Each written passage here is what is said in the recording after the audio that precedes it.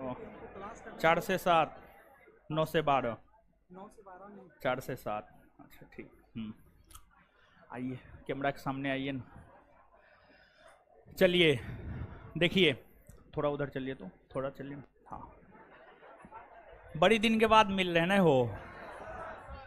होली के बाद जानते हैं पहला क्लास आज ये लोग। हाँ, आज आज ही ना स्टार्ट हुआ। हाँ, आज ही स्टार्ट हुआ। तो होली के बाद पहला क्लास था, यही आ गए थे तो इन्हीं से थोड़ा बात करने लगे। देखिए ये है, देखिए एक बात कहा जाता है कि मेहनत जो होता है ना कभी व्यर्थ नहीं जाता है, और शिक्षा कभी व्यर्थ नहीं जाता है, मेहनत कभी व्यर्थ नहीं जाता है। तो आपको जो है ये संस्थान में पढ़ते थे, स्वयं बोल रहे हैं, सचिदानंद जी नाम है इनका, और पढ़ते थे, मैक्सिमम क्लास ही करते थे। अभी भी बोले हैं कि हमको तो क्लासे करने में मन लगता था। हम कौन कौन बैच बोले, ठीक है। एक बिहार दरोगा बैच था सुबह 9 से 12, सुबह 9 से 12 में भी पढ़ता था। एक बिहार दरोगा बैच था 4 से 7, उसमें भी पढ़ता था। दोनों बैच में पढ़ता था, रेगुलर छात्र था और चेहरा काफी जाना पहचाना था। अभी भी आया तो हम इनको पहचान लिए। इनका जो फाइनल सिलेक्शन हुआ है, इनका फाइनल सिलेक्शन हुआ है बिहार एसएससी में, पंचायत सचिव के पोस्ट पर। समझिए, पंचायत सचिव के पोस्ट पर इनका फाइनल सिलेक्शन हुआ है। एक बार इनके लिए जोर से ताली होनी चाहिए। देखिए, आपको जो है, बहुत विद्यार्थी को क्या लगता है कि हम दरोगा की तैयारी करते हैं तो सिर्फ दरोगा का ही परीक्षा क्रैक कर सकता है। ऐसी कोई बात नहीं है। आप दरोगा की तैयारी करते हैं, आप बीपीएससी परीक्षा, बिहार एसएससी, हर परीक्षा को आप क्वालिफाई कर सकते हैं, बशर्ते कि आप सही ढंग से मेहनत करें। अब आप स्वयं सोचिए कि 2-2 बैच करते थे, टेस्ट देते थे, हर चीज देते थे, तो कहने का मतलब यह है कहीं ना कहीं इनमें रेगुलरिटी बहुत ज्यादा था। तब तो 2-2 बैच करते थे। बच्चा तो एक बैच तक नहीं करता है, एक दिन करता है, दूसरे दिन नहीं आता है। 2-2 बैच करते थे। तो मेहनत कीजिए, और मेहनत कीजिएगा तो हमको लगता है कि अगर आप मान लिया जाए दरोगा की तैयारी करते हैं तो हो सकता है दरोगा ना हो तो सिपाही हो जाए। समझ गए? हो सकता है दरोगा की तैयारी करते हैं, हो सकता है आपको दरोगा ना हो तो रेलवे में हो जाए, एसएससी में हो जाए। अगर मैथ रीजनिंग आपका अच्छा है, दरोगा की तैयारी करके जीएस अच्छा कर लिए, तो हो सकता है एसएससी में हो जाए। कहीं ना कहीं आप सिलेक्ट हो सकते हैं, बशर्ते कि सही दिशा में, सही रूप में, सही ढंग से मेहनत किया जाना चाहिए। आगे जहानाबाद के रहने वाले हैं। पोस्टिंग जो है इनका अररिया में हुआ है। खैर, जिस विभाग में हुआ है अच्छा विभाग है, और आगे आए थे बस इस चीज के लिए कि जो है आपको आगे जो है किस चीज का तैयारी करे, इसको लेकर के विशेष तौर पर ये मिलने के लिए आए थे। तो हम सोचे चलिए अपना विद्यार्थी है तो अपना विद्यार्थी को अपना विद्यार्थी से मिलवा देते हैं, एक बार ठीके रहेगा 2-4-5 मिनट। समझ गए? तो ये चीज है। तो आगे हम इनको बोले हैं। आप लोग भी जानते होंगे कि अप्रैल में बीपीएससी बैच आ रहा है, ठीक है। तो आगे जो है अप्रैल में बीपीएससी बैच आ रहा है, तो इनको यही बोले हैं कि थोड़ा दिन वेट कीजिए, और उसके बाद अप्रैल में जब बीपीएससी बैच आ जाएगा, ऑनलाइन ऑफलाइन दोनों रहेगा, तो उस बैच में जुड़ करके जो है अपना बीपीएससी का तैयारी जो है कीजिएगा। देखिए, सफलता का मतलब ये नहीं होता। देखिए, बहुत लोग क्या समझता है जानते हैं, सफलता का मतलब होता है एगो परीक्षा क्रैक कर दिए, कुछ बन गए। सफलता का ये कदापि मतलब नहीं होता है। हर किसी के लिए सफलता का मतलब अलग अलग होता है। जैसे हमारे लिए सफलता का मतलब क्या? हमारे लिए सफलता का मतलब है मेरा विद्यार्थी सफल हो जाए। आपके लिए सफलता का मतलब क्या है? कि आप सफल हो जाए। अडानी अंबानी के लिए सफलता का मतलब क्या है? कि वो अगर अभी 1 सेकंड में 1 लाख रुपया कमा रहा है, तो उसके सफलता का मतलब है 1 सेकंड में कैसे वो 10 लाख रुपया कमाना शुरू कर दे। समझ गए? तो हर किसी के लिए। फिर किसान के लिए सफलता का मतलब क्या है? किसान के लिए सफलता का मतलब है उसके खेत में जो है लहलहाता हुआ फसल हो। सैनिक के लिए सफलता का मतलब क्या है? सैनिक के लिए सफलता का मतलब है विरोधी का छाती छल्ली कर दे। समझ गए? तो हर किसी के लिए सफलता का अलग अलग मतलब होता है। तो हम यही कहेंगे, ज्यादा कुछ नहीं कहेंगे, बस यही कहेंगे, मेहनत कीजिए और लक्ष्य बड़ा रखिए। कहीं ना कहीं निश्चित तौर पर जो है सफल हो जाइएगा। जैसे सचिदानंद जी तैयारी करते थे बिहार दरोगा की, हो गए बिहार एसएससी में फाइनल सिलेक्शन। समझ गए? और बिहार एसएससी 2014 वाला, उसका पीटी हुआ था 2020 का दिसंबर में। मेंस हुआ है ना 2021, हाँ 2020-21 में जो है वो परीक्षा हुआ है, बताइए, समझ गए। तो मतलब जो है कहीं ना कहीं से जो है सफल हो ही जाइएगा कुल मिलाकर के। एक लड़का पूछ रहा है, राकेश कुमार सिंह, जहानाबाद कहाँ है, कहाँ से है, कौन ब्लॉक से? हम भी जहानाबाद से हैं। जहानाबाद कौन ब्लॉक से हैं? क्या? मखदूमपुर, मखदूमपुर से हैं। जहानाबाद मखदूमपुर से हैं, समझ गए। आप इन लोगों को कुछ कहना चाहिएगा? कुछ कह दीजिए, 2 लाइन। हम तो आइए।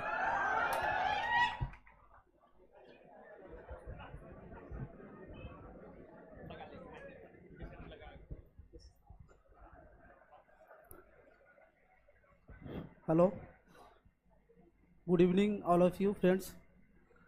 मेरा नाम सच्चिदानंद कुमार हुआ, और जैसा कि सर ने बता दिया है कि मेरा घर जहानाबाद में है, ठीक है।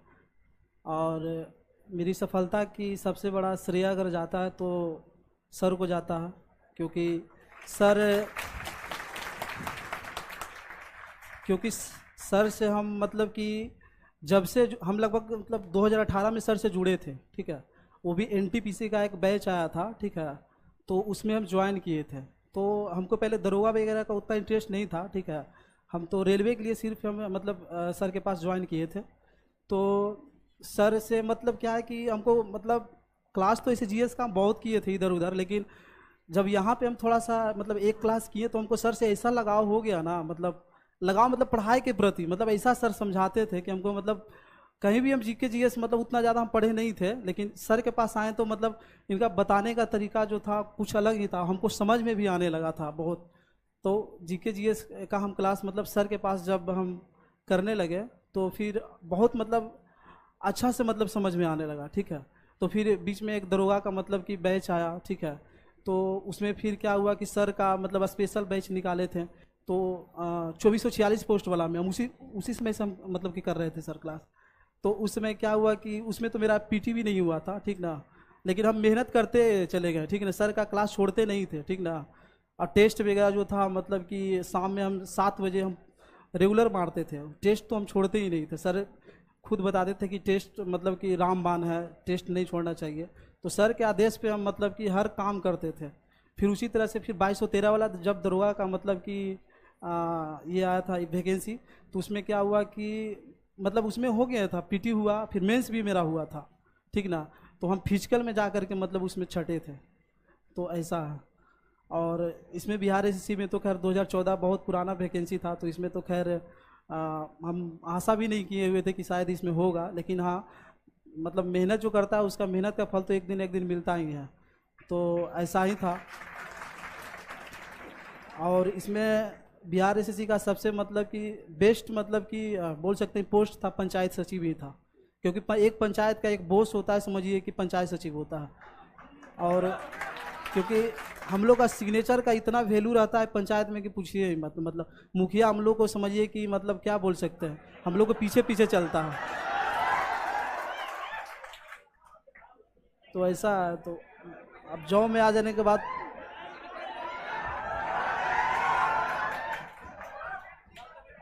आप लोग भी इसी तरह से मेहनत कीजिए, क्योंकि सर बहुत बेस्ट है, मतलब हम बोल सकते हैं पूरा वर्ल्ड के सबसे बेस्ट टीचर अगर कहा जाए तो सर ही हो सकते हैं। सर के गाइडेंस में रह करके सिर्फ मतलब जैसे जैसे बोलते हैं वैसे वैसे आप लोग सिर्फ कीजिए, बाकी तो सफलता तो मिलना ही 100% तय है, कोई दिक्कत नहीं। ठीक है सर।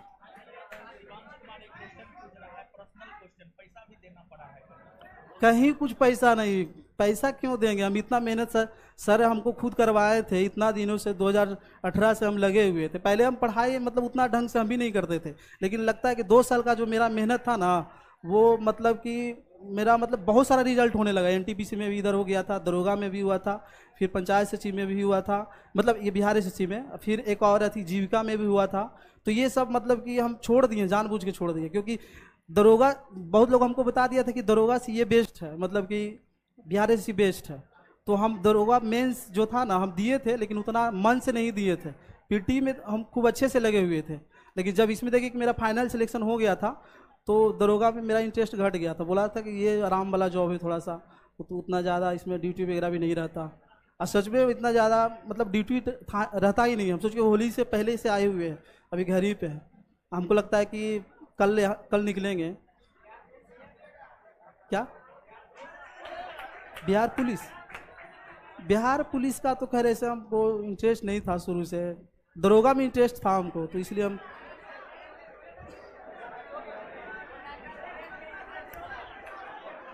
ठीक। Thank you.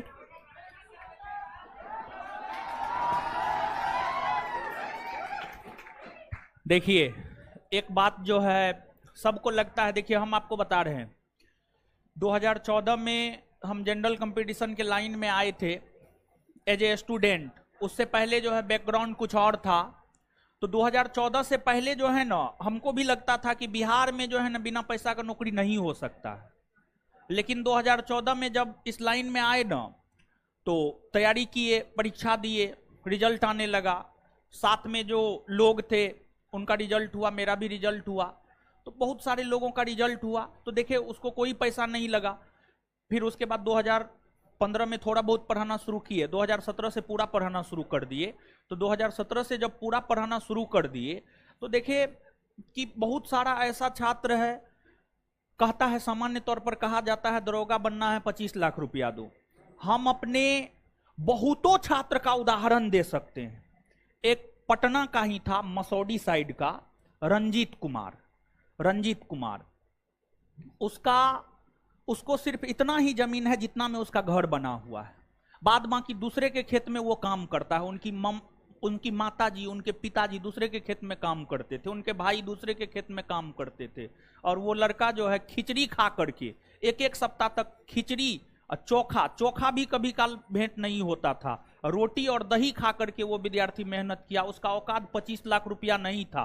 कहने में हमको कोई शर्म नहीं हो रहा है, लेकिन उस सब बच्चा का जब रिजल्ट देखे और सब चीज हम उसका देखे, हर विद्यार्थी का हम शुरू से लेकर के अंतिम तक हर चीज देखते हैं, कहीं भी एक भी रुपया पैसा नहीं लगता है। अगर आप में क्वालिटी है ना, क्वालिटी अगर आप में है तो आप बिना रुपया पैसा का आराम से बिहार में भी जॉब ले सकते हैं। ये सब भ्रम है कि दरोगा बनना है 25 लाख, ये बनना है 15 लाख, ये बनना है 20 लाख, ये बनना है 35 लाख, ये सब भ्रम है। मेहनत के बल पर आप सफल हो सकते हैं, समझ गए? तो इस सब भ्रम में मत पड़िए महाराज, समझ गए? मेहनत कीजिए, सफल हो जाइएगा। बाद बाकी हम कुछ नहीं कहेंगे। तो ये सब 25 लाख 30 लाख वाला बात भूलिए। हम आपसे झूठ नहीं ना बोलेंगे जी, हम आपके टीचर हैं, हम आपसे झूठ कभी नहीं बोल सकते हैं। तो ये सब सिर्फ और सिर्फ भ्रम है। जब तक हमको भी शुरुआती दौर में ये सब चीज लगता था, जब मेरा विद्यार्थी सब सफल होने लगा, जब हम स्वयं सफल होने लगे और देखिए एक भी पैसा कहीं नहीं लग रहा है, ये सब फालतू है, समझ गए? तो ये सब भ्रम है, ये सब चक्कर में मत पड़िए, मेहनत कीजिए, सफल हो जाइएगा। चलिए ठीक है, इनको तो हम पहले भी बोल दिए, शादी कीजिएगा तो बुला लीजिएगा बस। और चलिए ठीक है, एक फोटो खींच दीजिए हो।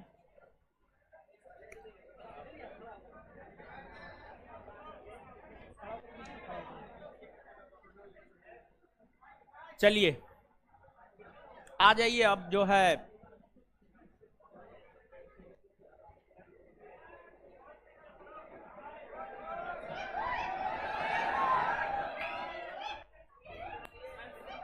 मुस्कुरा दे, 2-4-5 को खींच दीजिए। चलिए ठीक है, ठीक खुश रहिए। चलिए आ जाइए। अब मीठा है शादी में, अभी तो बेचारा को पैसा भी नहीं मिला, हम पूछ लिए, 5 मिनट मिला, हम सब चीज पूछ लिए, पैसा भी नहीं मिला है अभी। चलिए आ जाइए। अब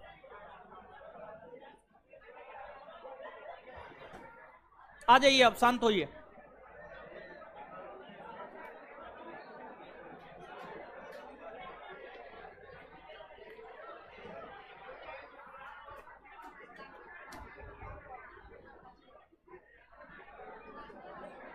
आ जाइए, अब पढ़ते हैं, आ जाइए।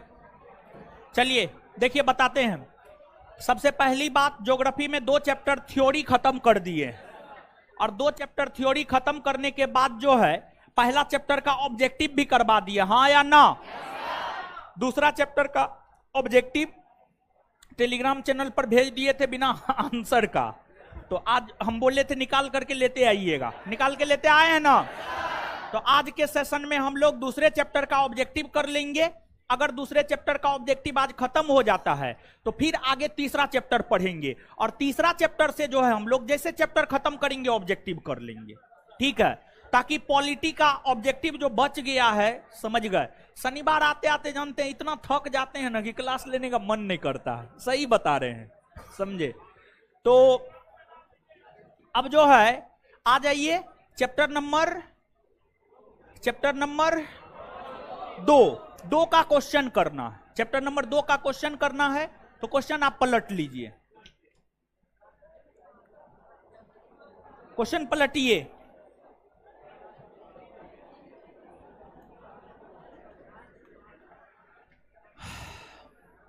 इंद्रजीत यादव जी, हाँ सुबह वाला बैच में जो है पॉलिटी शुरू होगा। हाँ सुबह वाला बैच में पॉलिटी शुरू होगा, और हमको लगता है कि लगभग 1 सप्ताह 10 दिन में शुरू हो जाएगा। क्या तारीख है आज?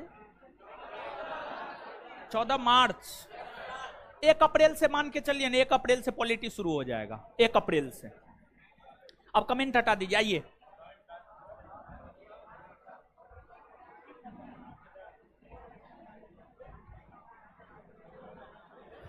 आ जाइए।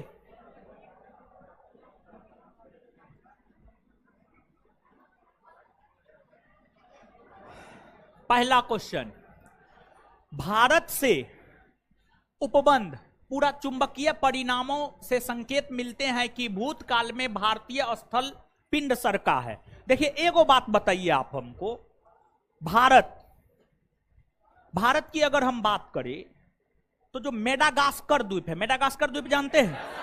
मेडागास्कर द्वीप में जब टूट हुआ और वह द्वीप जब उत्तर की ओर खिसका तो वही ना भारत बना है। तो किधर खिसका? हाय उत्तर होगा ना, इसमें कोई कंफ्यूजन है? तो आंसर इसका उत्तर होगा उत्तर की ओर इसका आंसर होगा।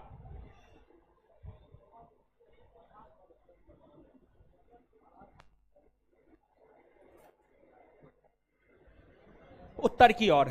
अगला क्वेश्चन पे आइए। अगला क्वेश्चन है, भारतीय उपमहाद्वीप मूलतः एक विशाल भूखंड का भाग था जिसे क्या कहते हैं? गोंडवाना लैंड कहते हैं। चलिए, भारत कितने प्राकृतिक प्रदेश? 4 ना हो, और भारत को जो 4 प्राकृतिक प्रदेशों में बांटा गया है, उत्तर का पर्वतीय क्षेत्र या उत्तर का हिमालय पर्वत, दूसरा उत्तर भारत का विशाल मैदान, तीसरा प्रायद्वीपीय पठार, और चौथा तट और द्वीप। तटीय मैदान और द्वीप, यही 4 भाग में जो है आपको बांटा गया है, समझ गए। तो आंसर जो है आपको 4 हो जाएगा। क्या हो जाएगा? 4।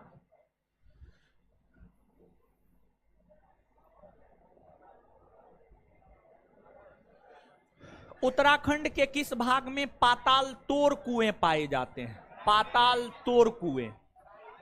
देखिए कुआं जो होता है सामान्य तौर पर गहरा भाग न होता है, सामान्य तौर पर गहरा भाग न कुआं होता है। तो जो उत्तराखंड है, उत्तराखंड पर्वतीय राज है न हो, उत्तराखंड पर्वतीय राज है न हो, तो पर्वतीय राज में पर्वत होते हैं, ठीक है, पर्वत होते हैं। और ऊंचे ऊंचे पर्वत के आसपास जो पानी वाला हिस्सा पाया जाता है ना, ऊंचे ऊंचे पर्वत के आसपास जो पानी वाला हिस्सा पाया जाता है उसी को पाताल कुआं कहा जाता है। और उत्तराखंड के तराई क्षेत्र में जो है पाताल कुआं पाए जाते हैं।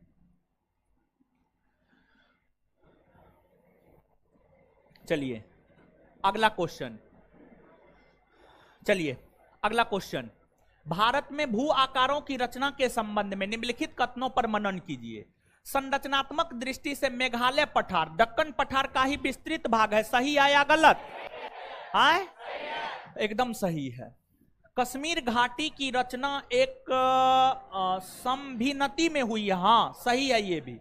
गंगा मैदान की रचना एक अग्रगर्त में हुई है, हाँ यानी गंगा मैदान की रचना अग्रगर्त में, यानी कहने का मतलब यह हुआ कि गंगा का जो मैदान है, गंगा के द्वारा बहाकर लाई गई अवसादों के निक्षेपण से गंगा तथा उसकी सहायक नदी जो अवसाद बहा कर लाई है, उसी को आगे करके जब जमा करती है तो उसी से न जाकर के गंगा के मैदान का निर्माण होता है।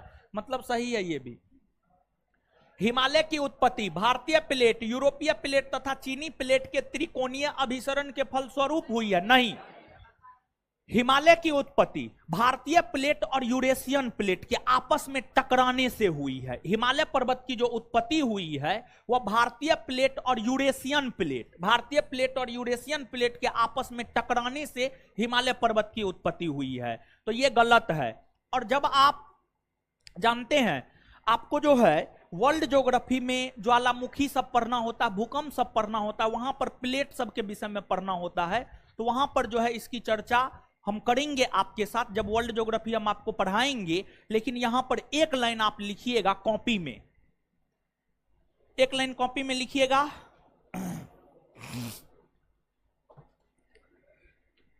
भारतीय प्लेट और यूरेशियन प्लेट लिखिएगा, भारतीय प्लेट और यूरेशियन प्लेट।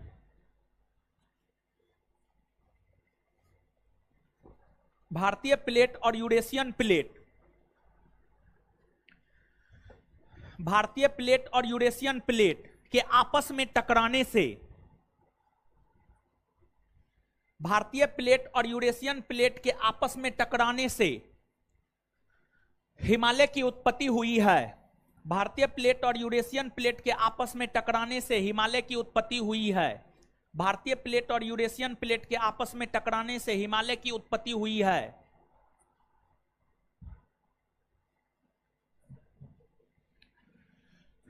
इन कथनों में कौन से कथन सही हैं? तो 1, 2 और 3 सही है। Answer A. आगे,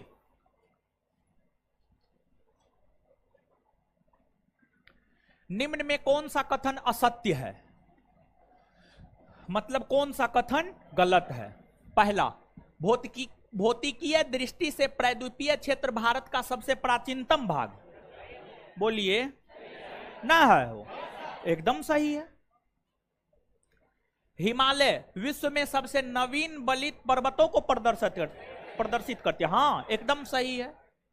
भारत के पश्चिमी समुद्री तट का निर्माण नदियों के जमाव क्रिया द्वारा हुआ है। नहीं, गलत है ये। भारत में गोंडवाना शिलाओं में कोयले का बृहत्तम भंडार है। कोयला के लिए कौन प्रसिद्ध है? नहीं बताएं, नहीं बताएं। हाँ? देखिए, सुनिए, सुनिए, अब नहीं बताएं तो सुनिए, समझिए। देखिए, चट्टान बताएं। चट्टान भारत में 4 प्रकार का चट्टान है। नहीं बताएं। सुनिए, फिजिक्स पढ़े हैं आप लोग? फिजिक्स पढ़े हैं? अरे महाराज, यहां ने पढ़े हैं तो बचपन में 10th 11th 12th में नहीं पढ़े हो? मूल मात्रक क्या गो है हो? मूल मात्रक 7 गो है ना हो? वहीं से ना, वही मूल मात्रक से ना अन्य मात्रक निकलता है हो। हाँ या ना? वैसे ही अगर आप विश्व के भूगोल में चट्टान को पढ़ेंगे तो विश्व के भूगोल में जब हम आपको चट्टान बताएंगे तो वहां पर चट्टान हम आपको 3 प्रकार का बताएंगे। वहां पर आग्नेय चट्टान, अवसादी चट्टान, कांतरित चट्टान।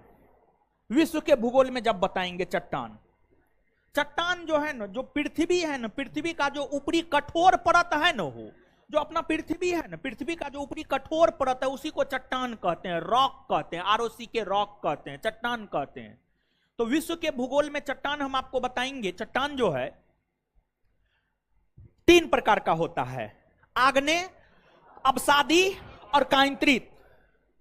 और इन चट्टानों में जो सबसे मूल और प्राथमिक चट्टान है, इन चट्टानों में जो सबसे मूल और प्राथमिक चट्टान है वह आग्नेय चट्टान है विश्व के संदर्भ में।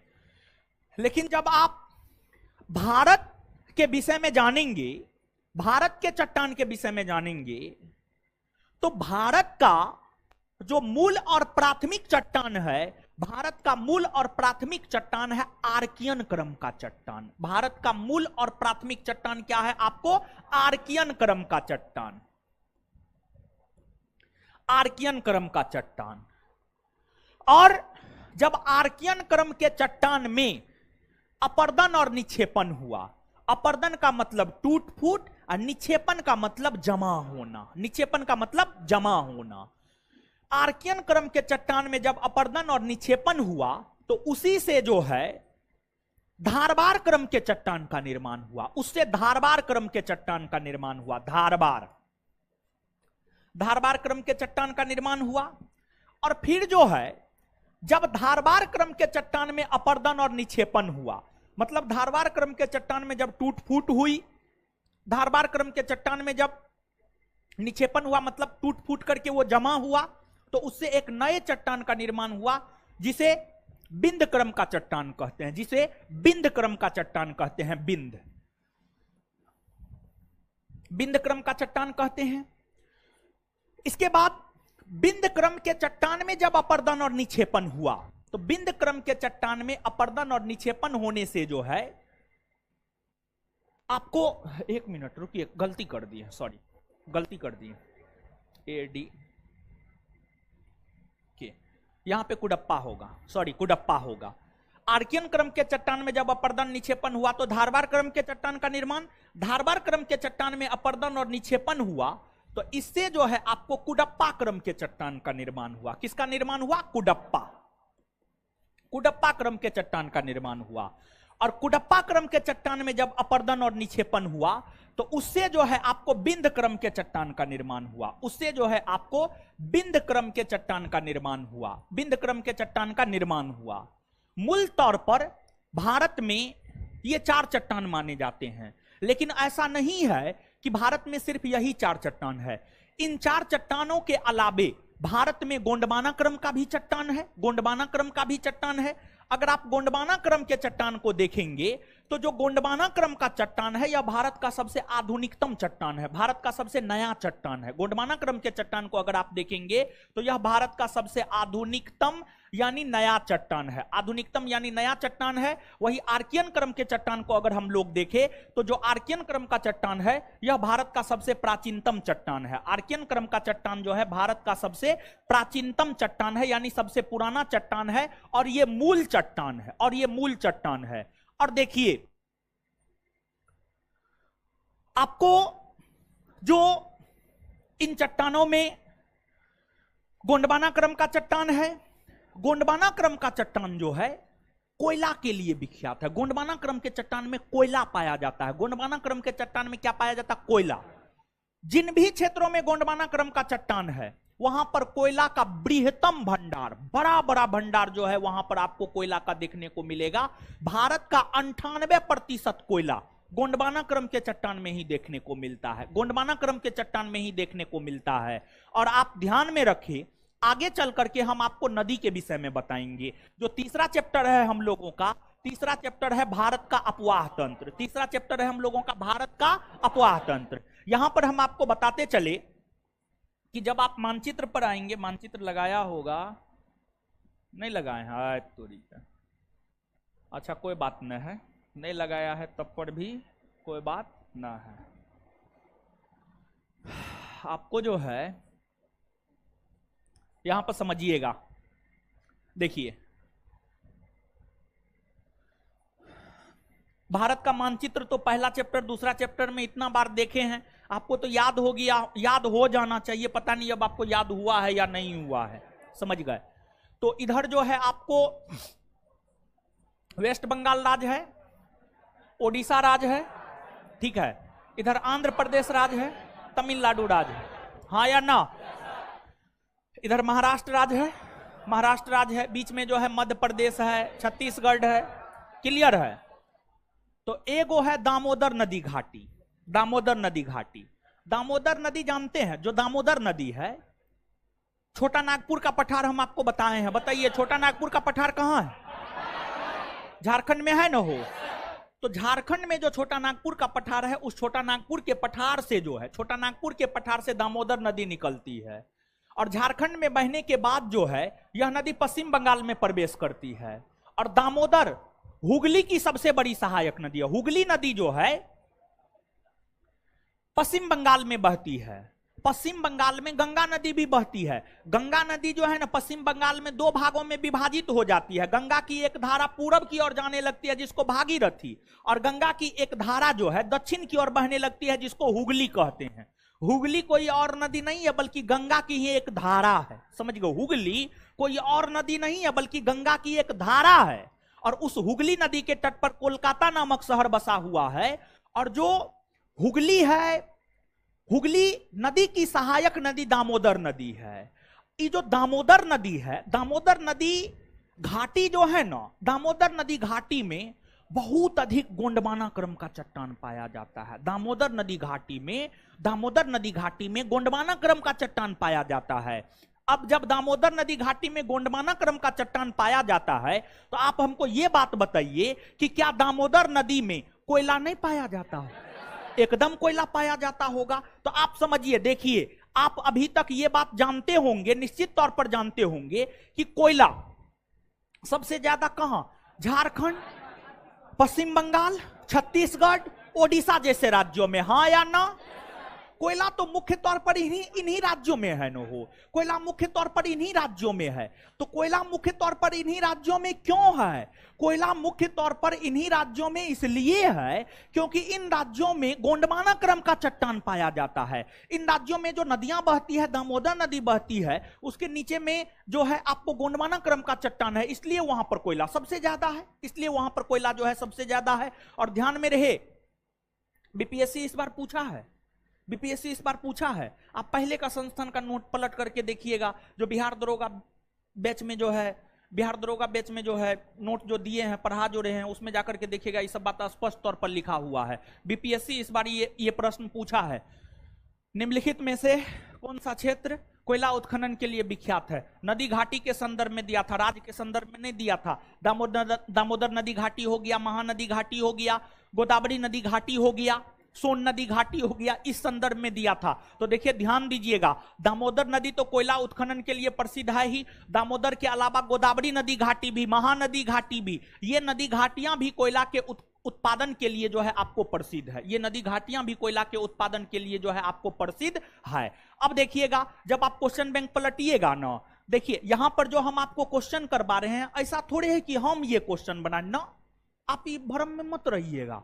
यहां पर अभी जो क्वेश्चन करवा रहे हैं, ये सब क्वेश्चन हम नहीं बनाए हैं, बल्कि ये सब क्वेश्चन किसी ना किसी परीक्षा में पूछा हुआ है। ठीक है, किसी ना किसी परीक्षा में पूछा हुआ, हम क्वेश्चन बैंक से उठा करके क्वेश्चन हम आपको दिए हैं, समझ गए? और यही सब सफिशिएंट है। जो सफिशिएंट है वहां पर ज्यादा दिमाग लगाने का क्या फायदा? कोई फायदा है बताइए? समझ गए? फालतू का दिमाग लगाने से कोई फायदा है नहीं। लेकिन जहां पर जरूरत होगा कि हमको क्वेश्चन सेट करना पड़े, क्वेश्चन क्रिएट करना पड़े, तो वहां पर हम आपको क्वेश्चन क्रिएट करके देंगे, हम बना करके वहां पर क्वेश्चन देंगे। लेकिन ये सब पूछा हुआ क्वेश्चन है, तो आगे आपको ये सब क्वेश्चन मिल जाएगा। देखिए ध्यान दीजिएगा, आप आगे आपको क्या क्या मिलेगा। आगे कुछ दूर के बाद ये सब क्वेश्चन मिलेगा। आपसे पूछा जाएगा भारत का सबसे प्राचीनतम चट्टान कौन है, तो सीधा आंसर देंगे भारत का सबसे प्राचीनतम चट्टान आर्कियन क्रम का चट्टान। फिर दूसरा क्वेश्चन आपसे पूछा गया है कि भारत का सबसे नवीनतम चट्टान कौन है, तो गोंडवाना क्रम का चट्टान। फिर कौन चट्टान कोयला के लिए प्रसिद्ध है, तो गोंडवाना क्रम का चट्टान। कौन नदी घाटी कोयला के लिए प्रसिद्ध है, तो दामोदर नदी घाटी, गोदावरी नदी घाटी, महानदी घाटी। समझ गए? और साथ ही साथ जो है ध्यान में रखे आप, यहां पर जो हमने आपको क्रम बताया है, यह क्रम भी पूछा जा चुका है। यूपीएससी में पूछा है, यूपीएससी सीडीएस में पूछा है, बीपीएससी भी पूछा है, यूपीपीसीएस भी पूछा है। लगभग हर परीक्षा इस क्रम को पूछ दिया है। मतलब क्वेश्चन जो है ऐसे दिया है कि जो है भारत के चट्टानों के निर्माण का क्रम है, भारत के चट्टान के निर्माण का क्रम है। उसमें आपको दे दिया है आर्कियन, धारबार, कुडप्पा, बिंद, ऑप्शन ए में। ऑप्शन बी में दे देगा बिंद, Cuddapah, Dharwar, Archean. Option C में दे देगा धारबार, कुडप्पा, बिंद, आर्कियन। ऑप्शन डी में दे देगा बिंद, कुडप्पा, धारबार, आर्कियन। तो आप अपना सजाते रहिएगा, क्रम यही है। सबसे पहले जो है आर्कियन, फिर धारबार, फिर कुडप्पा और फिर बिंद। तो इसको जो है हम कैसे याद रखे हुए हैं, जैसे बचपन में जब हम लोगों के हाथ में 2, 3, 4, 5 बरस के उम्र में स्लेट और पेंसिल दिया जाता है, तो हिंदी में सबसे पहले अ आ हर्षई दुर्गई हर्षऊ दुर्गऊ पढ़ाया जाता है, और अंग्रेजी में सबसे पहले ABCDEFGHIJKLMNOPQRSTUVWXYZ। समझ गए? ऐसा थोड़े है कि सबसे पहले आपको जेड बताया जाता है, ना, पहले ए, तब बी, तब सी, तब डी, क्रमवार तरीका से। तो वही इंग्लिश के अल्फाबेट को क्रमवार तरीका से रख दिए हैं, बहुत ज्यादा दिमाग लगाने का जरूरत है नहीं यहां पर। तो देखिए ए डी के भी, एडी के भी, समझ गए? एडी के भी, ए के बाद डी आएगा, ए के बाद ऐसे तो बी आएगा, लेकिन यहां पर ए के बाद डी आएगा, डी के बाद के आएगा, के बाद भी आएगा। देख लीजिए एकदम सिलसिलेवार ढंग से ना है। याद रखना कितना आसान है बताइए। समझ गए? मतलब अगर कभी भूल भी जाएंगे कि पहले आर्कियन या पहले धारबार, तो याद आ जाएगा पहले तो ए ना आता है, बाद में ना डी आता है। आराम से याद रख लीजिएगा। देखिए कितना शॉर्ट, यानी दिमाग लगाने वाला चीज है। समझ गए? तो ये सब बात लगता है कॉपी में नहीं बताए हैं, नहीं लिखाए हैं। नीचे से पहले अब लिखिए आप, कॉपी में लिखना है। लिखिए,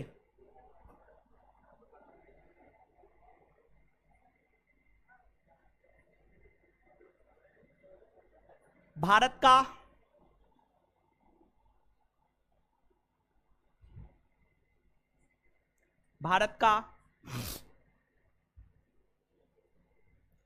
सबसे प्राचीनतम चट्टान,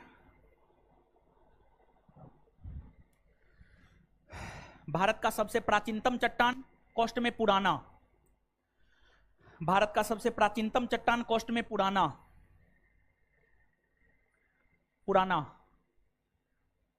भारत का सबसे प्राचीनतम चट्टान और प्राथमिक चट्टान, और प्राथमिक शब्द भी जोड़ दीजिए। और प्राथमिक चट्टान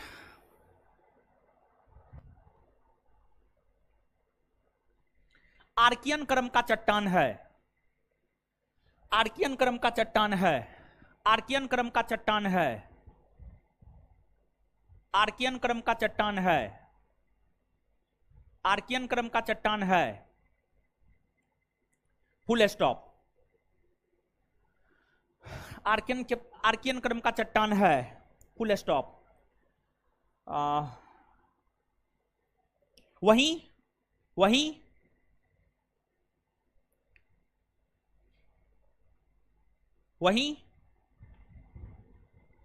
भारत का सबसे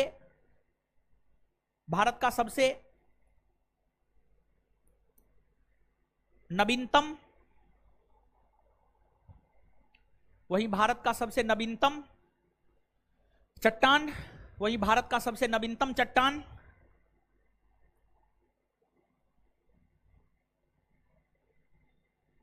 नवीनतम के कोष्ट में नया या आधुनिक, नया या आधुनिक। गोंडवाना क्रम का चट्टान है, गोंडवाना क्रम का चट्टान है, गोंडवाना क्रम का चट्टान है।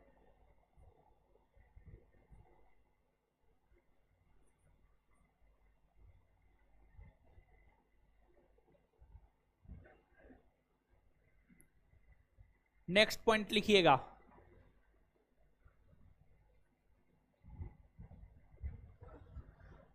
अपर्दन निक्षेपण का मतलब समझते हैं ना? नहीं बताएं। अपर्दन, निक्षेपण, परिवहन। अपर्दन का मतलब तोड़ना फोड़ना, निक्षेपण का मतलब जमा करना, परिवहन का मतलब बहा के ले जाना। एकदम बताए हुए हैं। नीचे से लिखिएगा,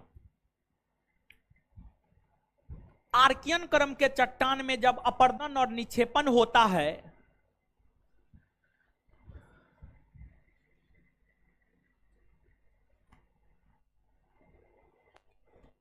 आर्कियन क्रम के चट्टान में जब अपर्दन और निक्षेपण होता है तो उससे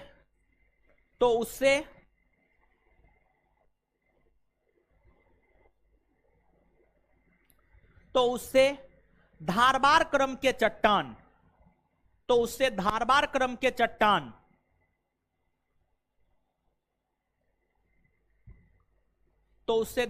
क्रम के चट्टान का निर्माण होता है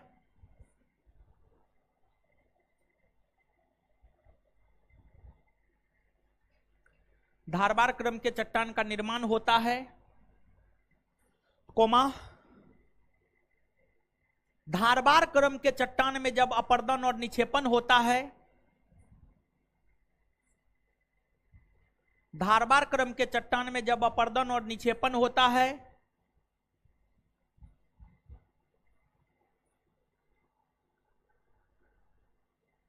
धारबार क्रम के चट्टान में जब अपर्दन और निक्षेपण होता है, तो उससे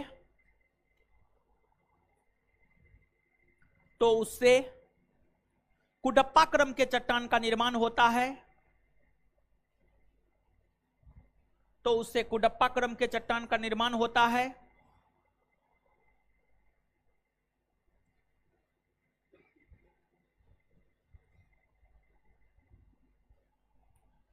कोमा और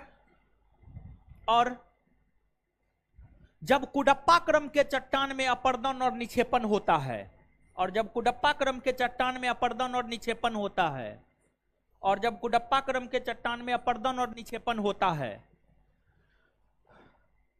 और जब कुडप्पा क्रम के चट्टान में अपर्दन और निक्षेपण होता है, और जब कुडप्पा क्रम के चट्टान में अपर्दन और निक्षेपण होता है, तो उससे और जब कुडप्पा क्रम के चट्टान में अपर्दन और निक्षेपण होता है, तो उससे बिंद क्रम के चट्टान का निर्माण होता है।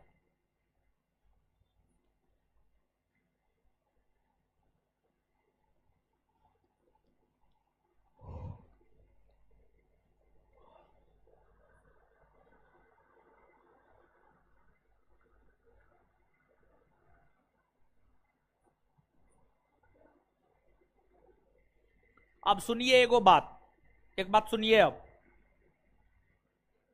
देखिए, धात्विक खनिज समझते हैं हो? धात्विक खनिज, अरे वैसा खनिज जिससे धातु की प्राप्ति होती है। धातु का मतलब क्या? सोना, चांदी, लोहा, मैग्नीज, तांबा, यही सब तो धातु है। ठीक है, एल्युमिनियम, यही सब तो धातु है। तो जानते हैं, जैसे गोंडवाना क्रम का चट्टान, गोंडवाना क्रम के चट्टान में कोयला न मिलता है, गोंडवाना क्रम के चट्टान में कोयला न मिलता है। और वैसे ही धौ से धात्विक खनिज और धौ से धारवार, तो जो धात्विक खनिज है न हो, मतलब धारवार क्रम के चट्टान में धात्विक खनिज मिलता, मतलब जहां पर धारवार क्रम का चट्टान है वहां पर सोना, चांदी, तांबा, एल्युमिनियम जैसे धात्विक पदार्थ मिलते हैं।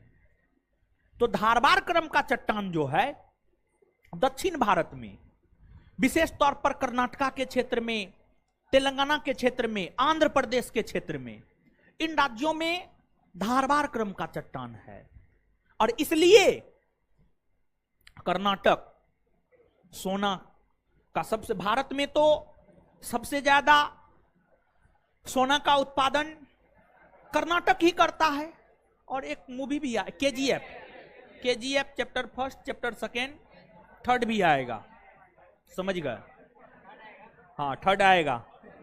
एकदम इस सब से पूरा अवगत है ना। Violence violence violence, I don't like violence. और उसके बाद आगे, but violence like me, I don't avoid violence. समझ गए? तो उस मूवी का डायलॉग है ये, काफी अच्छा डायलॉग है, समझ गए? तो ये सब तो खूब याद है, नहीं देखे हैं तो वो तो है। हाँ, तो चलिए, तो लिख लिए हैं। तो ये 2 को बात जरूर याद रखिएगा। और तीसरा बात सुनिए, देखिए चट्टान कितना महत्वपूर्ण है। इसके बाद घर में आप जो घर बनाते हैं, जब मान के चलिए कि आपका शादी विवाह होगा, नौकरी होगा तो घर बनाइएगा, उसके बाद शादी कीजिएगा। तो नौकरी होगा, घर और बनाइएगा, तो अगर बढ़िया नौकरी हुआ, अच्छा खासा पैसा उसा आने लगा, तो घर में मार्बल सब लगवाइएगा ना, हो संगमरमर सब लगवाइएगा ना, समझ गए, पत्थर सब का प्रयोग कीजिएगा ना जी, समझ गए। अब कम जैसे चतुर्थ वर्गीय में हुआ तब तो जो है ये सब नहीं कर पाइएगा, समझे। तो जो चूना पत्थर है, जो संगमरमर है, चूना पत्थर संगमरमर है, ये सब कौन चट्टान में पाया जाता है जानते हैं? बिंद क्रम के चट्टान, बिंद और कुडप्पा दोनों में, बिंद और कुडप्पा दोनों में, लेकिन बिंद में ज्यादा पाया जाता है, समझ गए। तो भवन निर्माण सामग्री, यानी ये जो चूना पत्थर है, संगमरमर है, ये सब भवन निर्माण सामग्री है। तो जो भवन निर्माण सामग्री है उसके लिए विख्यात है बिंद क्रम का चट्टान। जो भवन निर्माण सामग्री है उसके लिए विख्यात है बिंद क्रम का चट्टान। बात समझ में आया? समझ गए। तो ये सब बात याद रखिएगा, विशेष तौर पर कोयला वाला बात और धात्विक खनिज वाला बात। तीसरा नहीं भी याद रखिएगा, कोई दिक्कत नहीं है, लेकिन कोयला और धात्विक खनिज ये दो बात आप निश्चित तौर पे याद रखिएगा। तो नीचे से स्टार मार के लिखिएगा, धात्विक खनिज जैसे, लिखिएगा स्टार मार के, धात्विक खनिज जैसे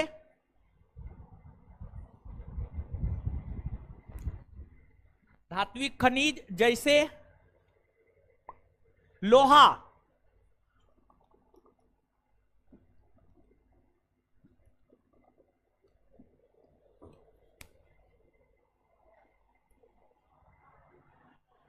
धात्विक खनिज जैसे लोहा, सोना, चांदी, सोना चांदी, तांबा, तांबा, एल्युमिनियम, एल्युमिनियम जैसे पदार्थ, जैसे पदार्थ धारवार क्रम के चट्टान में, धारवार क्रम के चट्टान में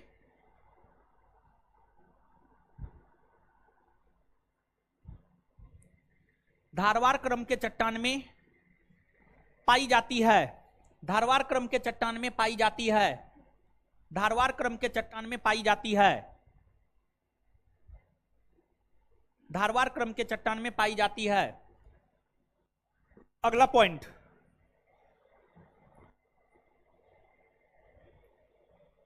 भारत का लगभग 98% कोयला, भारत का लगभग 98% कोयला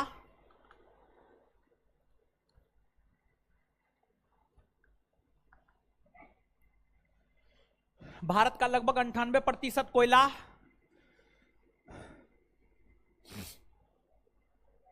गोंडवाना क्रम के चट्टान में, गोंडवाना क्रम के चट्टान में, गोंडवाना क्रम के चट्टान में, गोंडवाना क्रम के चट्टान में पाई जाती है।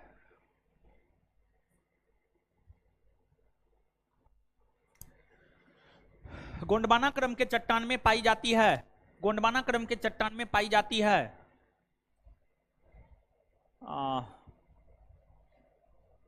अब नीचे से देखिए, ध्यान दीजिएगा, सुनिएगा, एगो बात बताइएगा। जैसे जब दो परिवार के बीच रिश्ता बनता है, मतलब आपका विवाह किसी दूसरे परिवार में हुआ, तो महत्व आपके माता पिता का भी है, आपके भाई बहन का भी है, आपके जीजा का भी है, हर किसी का महत्व है। जब आप बारात लेकर के जाते हैं तो सबका मान सम्मान होता है, लेकिन सबसे ज्यादा महत्व किसका है? आपका, यानी दुल्हा का।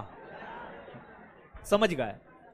तो अब देखिए यहां पर समझिएगा, तो वही बात है यहां पर, जो बात आगे हम बताने जा रहे हैं, जो बात लिखाने जा रहे हैं, ऐसे बता दिए हैं, लिखाने जा रहे हैं। लिखाने से पहले सोचे थोड़ा समझा देते हैं। महत्व तो मम्मी पापा, भाई बहन, मामा जीजा सबका है, लेकिन सबसे ज्यादा महत्व दुल्हा का है। उसी प्रकार से जो दामोदर नदी घाटी है ना, वो कोयला उत्पादन के लिए सबसे ज्यादा प्रसिद्ध है। सबसे प्रमुख नदी घाटी दामोदर नदी घाटी है जो कोयला का उत्पादन करता है। सबसे प्रमुख मतलब दुल्हा है दामोदर नदी घाटी, समझ गए। और वहीं सोन नदी घाटी, महानदी घाटी, गोदावरी नदी घाटी, इस सब में भी कोयला का उत्पादन होता है। ये सब मां बाप भाई बहन जीजा, समझ गए। चलिए, तो समझ गए होंगे आप, नीचे से लिखिए।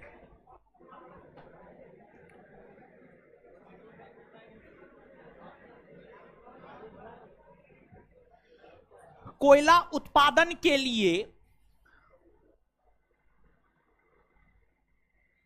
कोयला उत्पादन के लिए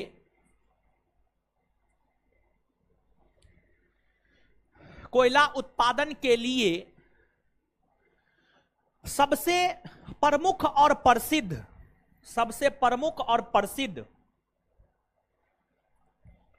कोयला उत्पादन के लिए सबसे प्रमुख और प्रसिद्ध नदी घाटी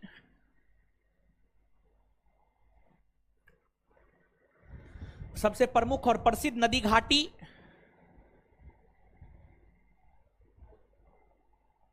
घाटी दामोदर नदी घाटी है।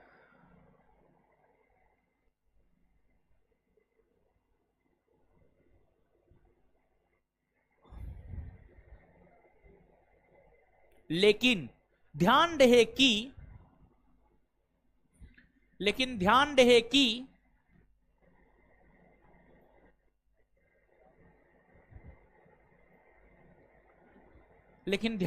कि दामोदर नदी घाटी के साथ साथ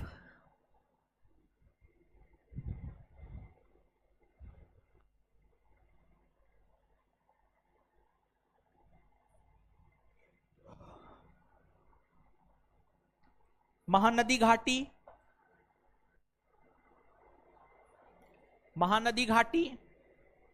गोदावरी नदी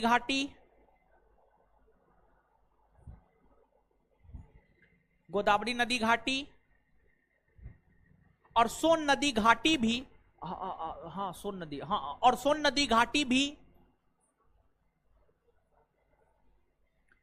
सोन नदी घाटी भी कोयला उत्पादन के लिए प्रसिद्ध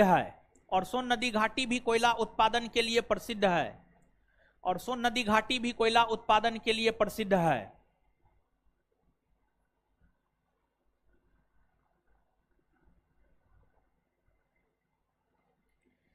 एक बार मेरा रिक्वेस्ट है, इस लाइन को, ठीक है, आप देखिएगा और 68 बीपीएससी का क्वेश्चन देखिएगा, थोड़ा स्पष्ट होगा। आंसर देख लीजिएगा, थोड़ा ज्यादा स्पष्ट होगा। यहां पर तो क्वेश्चन है नहीं, एक बार देख लीजिएगा, घर पे जाकर कर लीजिएगा, नहीं इतना काम कर लीजिएगा, थोड़ा ज्यादा स्पष्ट हो जाएगा ये लाइन हम क्या बोलना चाह रहे हैं। ऐसे हम समझा दिए एग्जाम्पल के तौर पर, अब तो दिक्कत नहीं होना चाहिए। बात समझ में आया? इतना बात लिख लिए ना, 1 मिनट में हम लोग याद भी कर ले कि याद कर लिए, याद हो गया ना। 1 मिनट फिर भी याद कर लेते, क्या होगा।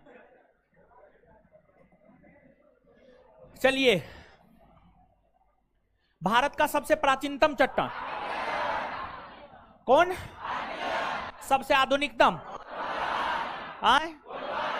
अच्छा, चट्टान निर्माण का क्रम क्या है? सबसे पहले, उसके बाद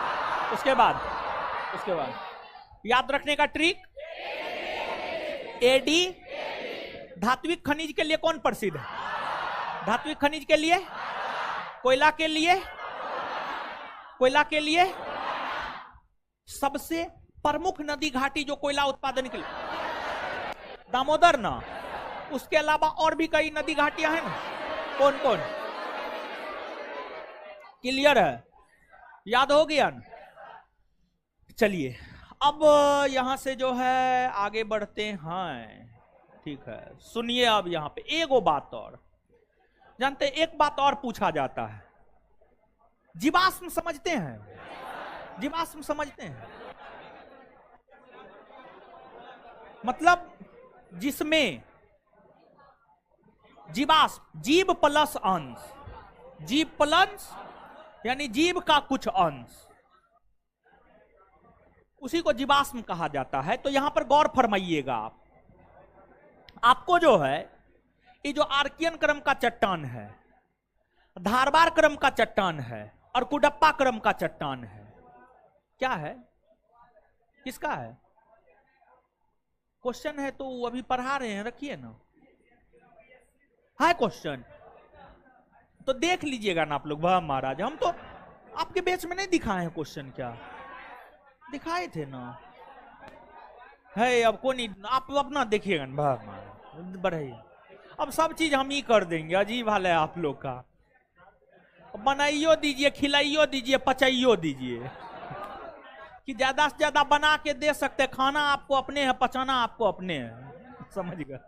चलिए सुनिए, अब यहां पर जो है एक बात, हाँ एक बात ये बताना चाह रहे थे, सुनिए। अब एक प्रश्न क्या पूछा जाता है जानते हैं? कौन कौन ऐसा चट्टान है जिसमें जीवाश्म पाया जाता है, और कौन कौन ऐसा चट्टान है जिसमें जीवाश्म नहीं पाया जाता है? कौन जीवाश्म रहित है और कौन जीवाश्म सहित है? जीवाश्म रहित मतलब जीवाश्म नहीं है, और किसमें जीवाश्म है। तो आपको जो है ना वो आर्कियन, धारवार, कुडप्पा, इसमें जीवाश्म नहीं है। आर्कियन, धारवार, कुडप्पा जीवाश्म नहीं है। बिंद और गोंडवाना में जीवाश्म है, बिंद और गोंडवाना में जीवाश्म है, इसको आप याद रखिएगा, ठीक है। तो नीचे से एक लाइन लिखिएगा, और केमिस्ट्री में जीवाश्म सब पढ़िएगा, केमिस्ट्री में पढ़ाया जाएगा। केमिस्ट्री में तो एक जीवाश्म ईंधन एक चैप्टर ही है, लिखिएगा।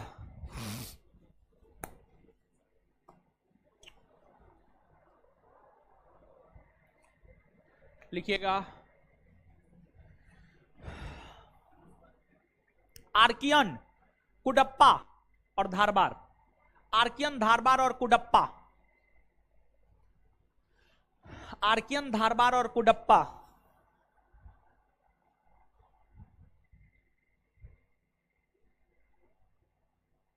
जीवाश्म रहित चट्टान है।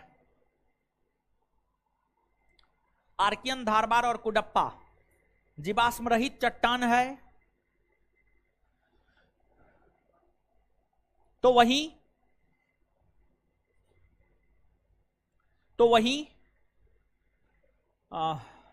बिंद और गोंडवाना चट्टान में, तो वही बिंद और गोंडवाना चट्टान में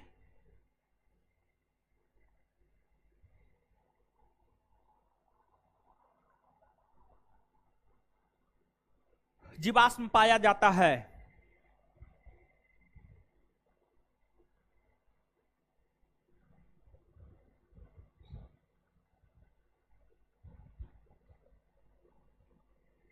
जीवाश्म पाया जाता है, ठीक है। हाँ, अब आइए, अब क्वेश्चन पे आइए। देखिए, तो गलत को चुनना था, गलत है सी, आंसर क्या हो जाएगा? सी। अब सुनिएगा, यहां पर समझिएगा, सुनिए भाई जी लोग, समझिए थोड़ा सा। भारत के पश्चिमी समुद्री तट का निर्माण नदियों की जमाव क्रिया द्वारा हुआ है, नहीं, बल्कि भारत के पश्चिमी समुद्री तट का निर्माण, पश्चिमी समुद्री तट का निर्माण जो है मृदा के उत्थान और निर्गमन से हुआ है। मृदा के उत्थान और निर्गमन से हुआ है। नीचे से स्टार मार के एक पॉइंट और लिखिए। भारत के पश्चिमी समुद्री तट का निर्माण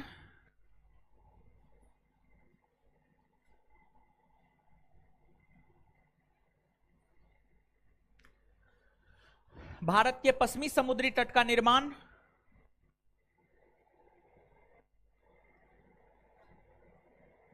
नदियों के उत्थान और निर्गमन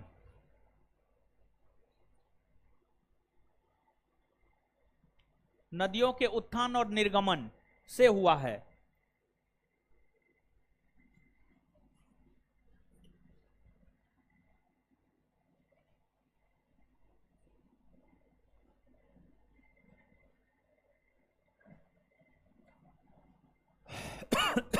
जानते हैं, ये क्वेश्चन का आंसर आप याद रख लीजिएगा। वर्ल्ड ज्योग्राफी में एक चैप्टर पढ़ना होता है कल्प, कल्प युग, युग के विषय में पढ़ना होता है, युग के विषय में। वहीं से क्वेश्चन है ये, समझ गए। तो डक्कन ट्रैप, डक्कन ट्रैप मतलब क्या? अरे डक्कन ट्रैप कहां है महाराज? महाराष्ट्र में ना, काली मृदा है ना, हो याद है ना? तो वही डक्कन ट्रैप यानी महाराष्ट्र का जो पठारी भाग है, उसका निर्माण कौन काल में हुआ है? तो उसका निर्माण हुआ है क्रिटेशियस आदि नूतन युग में। फिर पश्चिमी घाट, पश्चिमी घाट नहीं जानते हैं आप? पश्चिमी घाट जानते हैं ना, गुजरात से लेकर के तमिलनाडु तक, इसका निर्माण हुआ है उत्तर नूतन युग में। अरावली, अरावली का निर्माण हुआ है प्री कैम्ब्रियन युग में, प्री कैम्ब्रियन युग में। और नर्मदा ताप्ती जलोढ़ निक्षेप, इसका निर्माण हुआ है अत्यंत नूतन युग में। आंसर हो जाएगा 3, 1, 2, 5 बी नंबर, याद रख लीजिएगा ये, ठीक है, याद रख लीजिएगा। केरल का कुट्टानड प्रसिद्ध है, भारत का न्यूनतम ऊंचाई वाला क्षेत्र, भारत का न्यूनतम ऊंचाई वाला क्षेत्र। केरल का जो कुट्टानड है, ये भारत के न्यूनतम ऊंचाई वाले क्षेत्र के लिए प्रसिद्ध है, समझ गए। यानी यहां पर जो है छोटी छोटी पर्वत चोटियां है, छोटी छोटी पर्वत चोटियां है, बहुत कम ऊंचाई वाली पर्वत चोटियां है। और यहां पर जानते हैं केरल का जो कुट्टानड क्षेत्र है, केरल के कुट्टानड क्षेत्र में जो है धान की खेती की जाती है, और यहां पर धान काफी ज्यादा उगता है, जिस वजह से केरल के कुट्टानड क्षेत्र को केरल के संदर्भ में धान का कटोरा भी कहा जाता है। केरल के संदर्भ में धान का कटोरा। इस प्रश्न का उत्तर तो हो जाएगा भारत का न्यूनतम ऊंचाई वाला क्षेत्र। लेकिन यहीं पर अगर एक प्रश्न यह पूछ दे कि केरल के किस क्षेत्र को धान का कटोरा कहा जाता है, तो इसका आंसर हो जाएगा कुट्टानड क्षेत्र। क्या होगा? कुट्टानड क्षेत्र। तो नीचे से लिखिएगा आप, केरल का कुट्टानड क्षेत्र, केरल का कुट्टानड क्षेत्र, केरल का कुट्टानड क्षेत्र धान की खेती के लिए प्रसिद्ध है।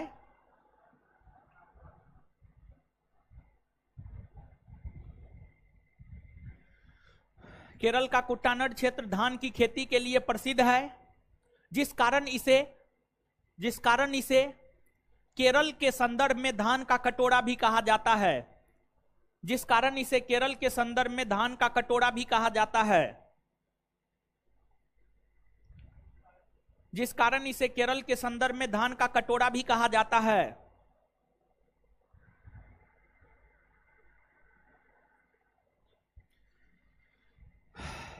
देखिए, ज्योग्राफी जैसे पढ़ा रहे हैं ना, इसके अलावा जितना कॉपी में हम आपको बता रहे हैं, इसके अलावा कुछ नहीं पढ़ने का जरूरत है। जितना क्वेश्चन हम आपको दे रहे हैं, जितना बता रहे हैं, इसके अलावा कुछ नहीं। ना लुसेंट पढ़ना है, ना एसपीडी पढ़ना है, ना घटना चक्र पढ़ना है, ना दृष्टि क्विक बुक पढ़ना है, कुछ नहीं पढ़ना है। कॉपी को रट जाइए ना महाराज, समझ गए। अब पॉलिटी तो खा पी करके बैठ गए होंगे, रिवीजन करते रहिए महाराज, समझ गए। नहीं तो खत्म हो जाइएगा, खत्म हो जाइएगा मतलब जो है कुछ ना कुछ सोचना होगा, हम ही को सोचना होगा। आप लोग ऐसे थोड़े कीजिएगा, समझे। अरे हम भी कितना सोचे महाराज, 2, 4, 5 हजार।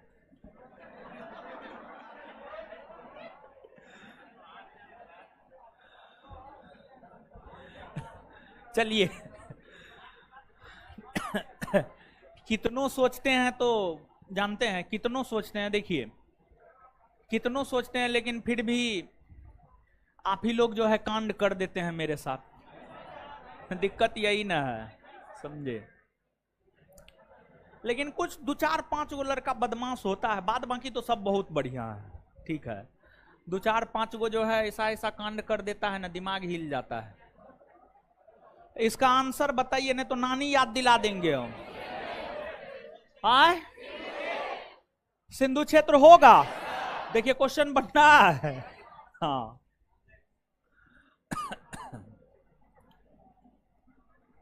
चलिए आइए, निम्न में से कौन सा जिला धारबार भूस्तरीय रचना वाला नहीं है? देखिए जैसे अपना बिहार है न, हो अपना बिहार है न, बिहार की अगर आप बात करेंगे, बिहार का तो यहां पर मानचित्र है नहीं, समझिए, बिहार की अगर आप बात करेंगे तो बिहार को जब आप लेंगे, बिहार का तो मानचित्रों ने होता है हमको बनाने, रुकिए,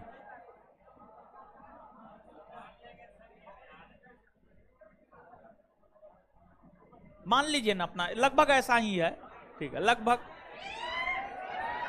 देखिए सुनिए, बिहार का जो दक्षिणी पूर्वी भाग है, बिहार का दक्षिणी पूर्वी भाग कहां, यहां ना होगा दक्षिणी पूर्वी, है इधर होगा ना।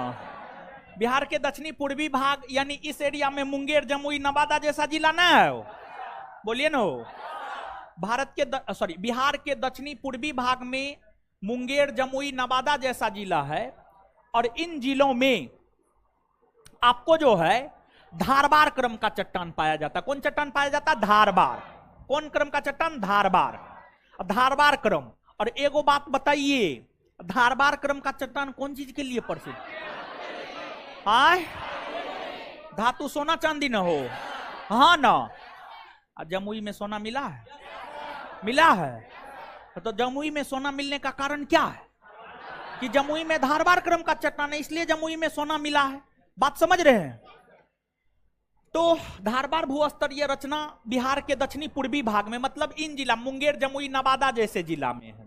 रोहतास, रोहतास की अगर हम बात करें तो जो रोहतास है, रोहतास कहां है बताइए? यहां है, यहां इस एरिया में मान करके चल सकते हैं, समझ गए? तो रोहतास जो है बिहार के जो है दक्षिणी पश्चिमी भाग में है। और रोहतास जिला में जो है ना बिंद क्रम का चट्टान पाया जाता है। कौन चट्टान? बिंद। रोहतास जिला में कौन? बिंद क्रम का चट्टान पाया जाता है, धारबार क्रम का चट्टान नहीं पाया जाता है। तो यहां पर पूछ रहा धारबार भूस्तरीय रचना वाला नहीं है, आंसर क्या हो जाएगा? रोहतास। रोहतास में कौन चट्टान पाया जाता है? बिंद। क्या रोहतास में कभी भी सोना चांदी मिलेगा? नहीं मिलेगा। वहां पर जो है संगमरमर, चूना पत्थर, ये सब चीज मिलेगा। वहां पर जो है कभी सोना चांदी नहीं मिलेगा। और रोहतास के लोग थोड़ा पढ़ने लिखने वाले ज्यादा होते हैं। बिहार में सबसे ज्यादा साक्षर जिला रोहतास है। बिहार में सबसे ज्यादा साक्षर जिला रोहतास है। और सबसे कम साक्षर जिला पूर्णिया है। पूर्णिया सबसे कम साक्षर है, समझ गए? चलिए, तो आंसर बी हो जाएगा। नीचे से एक पॉइंट लिखिएगा। रोहतास जिला में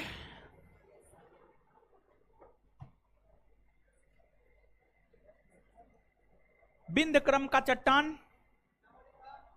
रोहतास जिला में बिंद क्रम का चट्टान, बिंद क्रम का चट्टान, रोहतास जिला में बिंद क्रम का चट्टान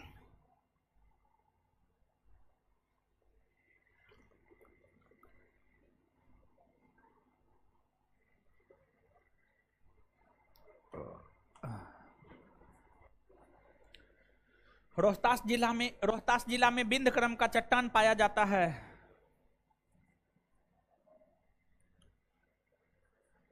चलिए देखिए, क्वेश्चन आ गया ना हो, बताइए इसका आंसर। आए गुणमाना होगा ना हो।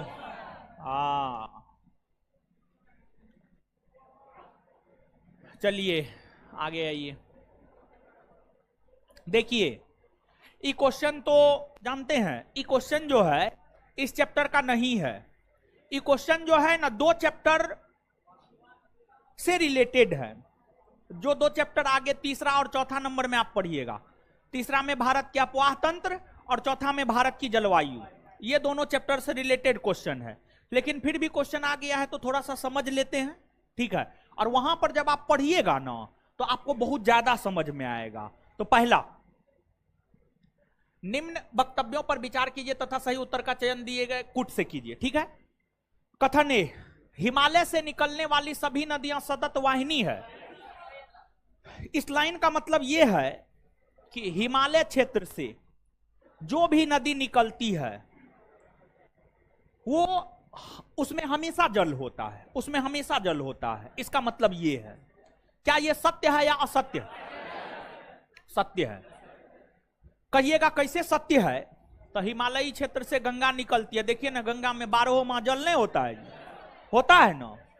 नहीं होता है तो जाकर के देखिए ना, साल भर तो पटना में रहबे कीजिएगा, सब माह जाइए NIT घाट जाइए शनिवार को घूमने के लिए, समझ गए, या रविवार को देखिएगा, हमेशा जल रहता है गंगा में।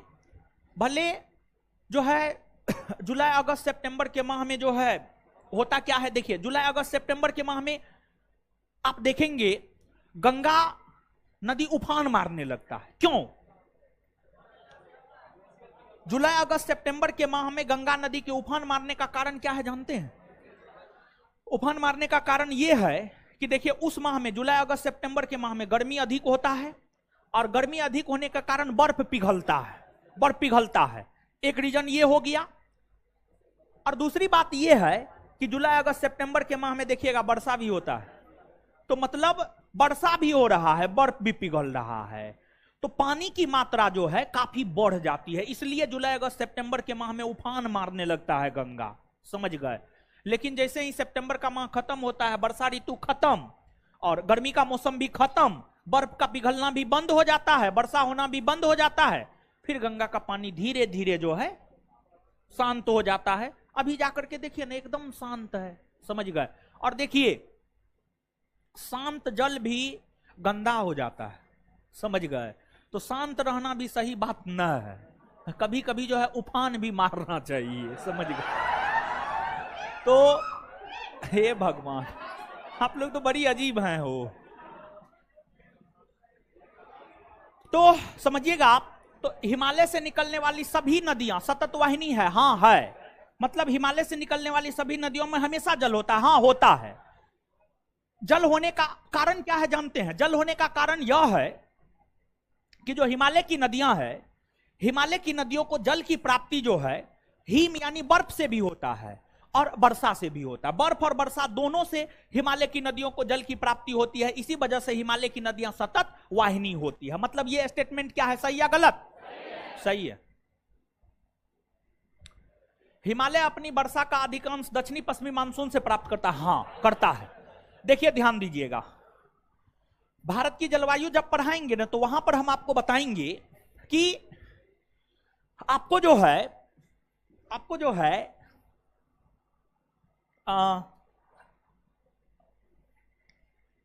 भारत में दक्षिणी पश्चिमी मानसून से सबसे ज्यादा वर्षा होता है।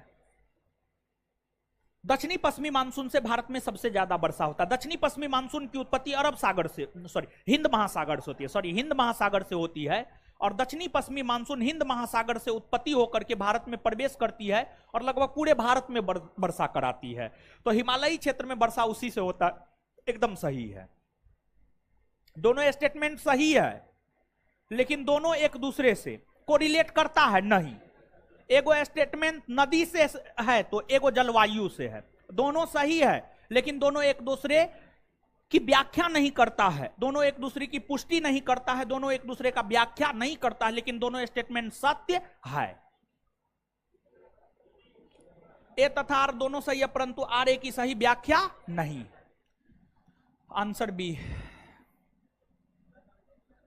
चलिए आगे आइएगा। निम्न वक्तव्यों पर विचार कर सही उत्तर का चयन कीजिए। कथन है, हिमालय से निकलने वाली नदियां सतत वाहिनी है, हाँ या ना? अच्छा एक बात बताए, उसके सतत वाहिनी होने का कारण क्या है? क्योंकि उसको जल की प्राप्ति हिम और वर्षा दोनों से होता है, इसलिए सतत वाहिनी है, समझ गए।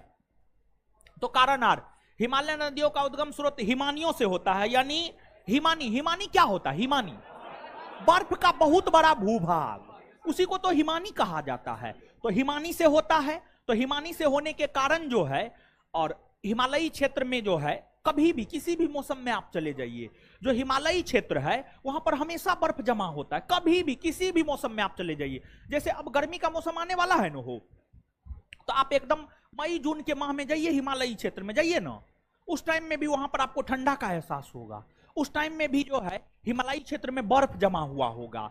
तो जब गर्मी के मौसम में बर्फ जमा हुआ है तो आप स्वयं सोचिए कि साल भर बर्फ जमा हुआ होता होगा। तो हिमालयी क्षेत्र से हिमालय की नदियां निकलती है, और हिमालयी क्षेत्र से निकलने के कारण जो है उसको पानी की ऊपर आपूर्ति सालों भर होती है, और पानी की आपूर्ति सालों भर होती है, इसलिए सतत वाहिनी है। कहने का मतलब यह है कि पहला नंबर स्टेटमेंट भी सही है, दूसरा भी सही है, और साथ ही साथ पुष्टि भी करता है, हां या ना। ये क्वेश्चन, एक तो सबसे पहले हम आपको बता दें, 1 मिनट रुकिए, बताते हैं ये क्वेश्चन कौन परीक्षा में पूछा गया है। एक तो बिहार दरोगा में भी पूछा गया है, एक तो ये क्वेश्चन बिहार दरोगा में भी पूछा गया है, और बिहार दरोगा से पहले ये क्वेश्चन कौन परीक्षा में पूछा गया था, 1 मिनट रुकिए हम आपको बताते हैं।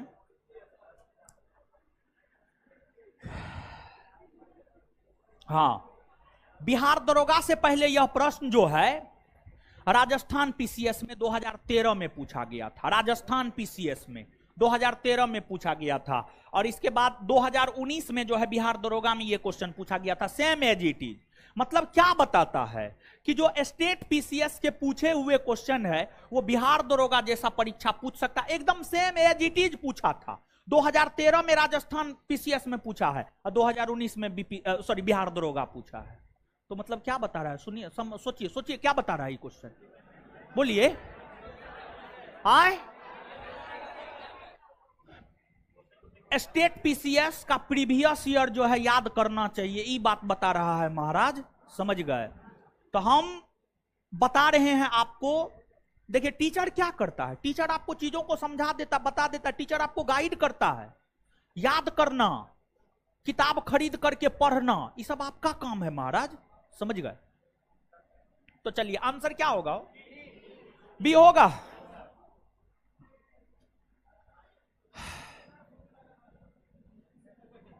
चलिए, हिमालय की रचना समानांतर वलय श्रेणियों से हुई है, जिसमें से प्राचीनतम श्रेणी पुराना कौन है, बोलिए बोलिए नो, सबसे पुराना कौन है, आए बृहद हिमालय ना, सही है ना, हाँ एकदम सही जा रहे हैं आप लोग। देखिए क्वेश्चन बन रहा है ना,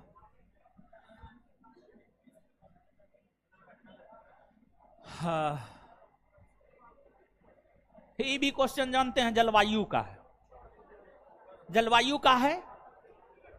जलवायु पढ़िएगा ना तो ज्यादा समझ में आएगा, लेकिन फिर भी यहां पर देख लीजिए, यदि हिमालय पर्वत श्रेणियां नहीं होती तो भारत पर सर्वाधिक संभाव्य भौगोलिक प्रभाव क्या होता। देश के अधिकांश भाग में साइबेरिया से आने वाली शीतलहरों का अनुभव होता, हाँ होता। हिमालय पर्वत नहीं होता तो उत्तरी ध्रुवीय क्षेत्र से साइबेरियाई क्षेत्र से आने वाली शीतलहर भारत में प्रवेश करती, हाँ सही है ये। सिंधु गंगा मैदान इतनी सुविस्तृत जलोढ़ मृदा से वंचित होता, हाँ होता।